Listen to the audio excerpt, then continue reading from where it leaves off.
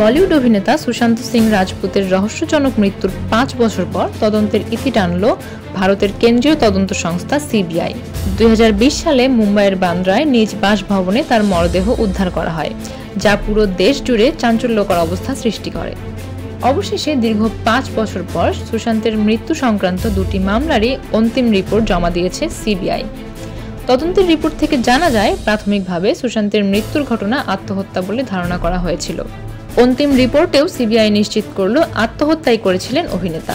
তদন্তে খুন বা আত্মহত্যায় প্ররোচনা দেওয়ার মতো বিষয় উঠে আসেনি বলে জানানো হয়েছে। তদন্তে মাদক সংক্রান্ত কোনো দিকও উঠে আসেনি। সুশান্তের মৃত্যুর তদন্তভার প্রথমে ছিল মুম্বাই পুলিশের হাতে। ময়না তদন্তের পর তারা জানিয়েছিল আত্মহত্যাই করেছেন অভিনেতা। কিন্তু আপত্তি আসে সুশান্তের পরিবারের পক্ষ থেকে। সুশান্তের বাবা কে সিং এর এফআইআর এর পর 2020 সালের আগস্টে মামলার তদন্তভার পায় সিবিআই।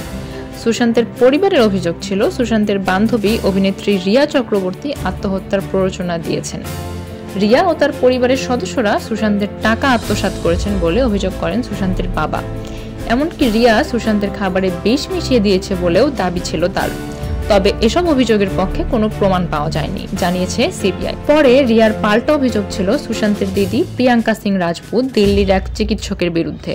রিয়া দাবি করেছিলেন সঠিক চিকিৎসা না করেই সুশান্তকে ভুল ওষুধ দিয়েছিলেন সেই চিকিৎসক।